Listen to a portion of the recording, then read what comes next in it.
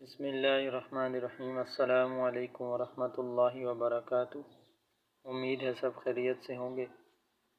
ہم نے دیکھا ہے بعض اوقات ہم سے کہیں کوئی بھی لفظ یا کوئی بھی ایسی بات جو کفریہ یا شرکیہ ہو جاتی ہے، ہم سے چاہتے یا نہ چاہتے ہوئے ایسی باتیں ہو جاتی ہیں جو کہ ہمارے ایمان میں نقصان کا سبب بنتی ہیں۔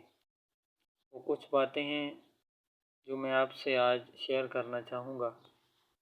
سب سے پہلے کفر کو پسند کرنا، پھر کفر کی باتوں کو اچھا جاننا، کسی دوسرے سے کفر کی بات کرانا، کسی وجہ سے اپنے ایمان پر پشیمان ہونا کہ اگر مسلمان نہ ہوتے تو فلاں بات حاصل ہو جاتی، اولاد وغیرہ کسی کے مر جانے پر رنج اور قسم کی باتیں کرنا کہ اللہ تعالیٰ کا بس اسی کو مارنا تھا، دنیا بھر میں مارنے کے لیے بس یہی تھا، نعوذ باللہ من ذالک، اللہ تعالیٰ کو ایسا نہیں کرنا چاہیے تھا۔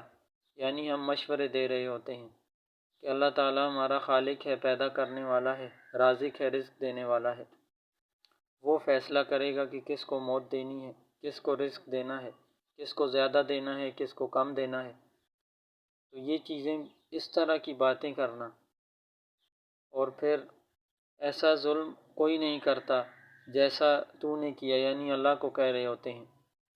اللہ تعالیٰ اور رسول اللہ صلی اللہ علیہ وسلم کے کسی حکم کو برا سمجھنا، یعنی کوئی ایسی بات رسول اللہ صلی اللہ علیہ وسلم کا ایسا حکم یا اللہ تعالیٰ کا حکم جو ہماری طبیعت کو ناگوار گزرے اس کو برا سمجھنا، بلکہ ہر حکم جو بھی اللہ نے اور اس کے رسول نے دیا ہے اس پر آنکھیں بند کر کے عمل کرنا اور اس کو حرف آخر جاننا، اور عیب نکالنا، کسی نبی یا فرشتے کی تحقیر کرنا، ان پر عیب لگانا، کسی بزرگ یا پیر کے بارے میں یہ عقیدہ رکھنا کہ وہ ہمارے سب حالات کی اس کو ہر وقت خبر رہتی ہے۔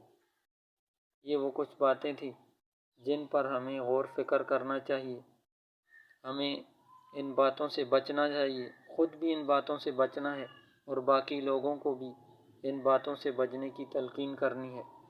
اللہ تعالی ہمیں بھی، میری بھی حفاظت فرمائے اور ان سب لوگوں کی، مسلمانوں کی حفاظت فرمائے۔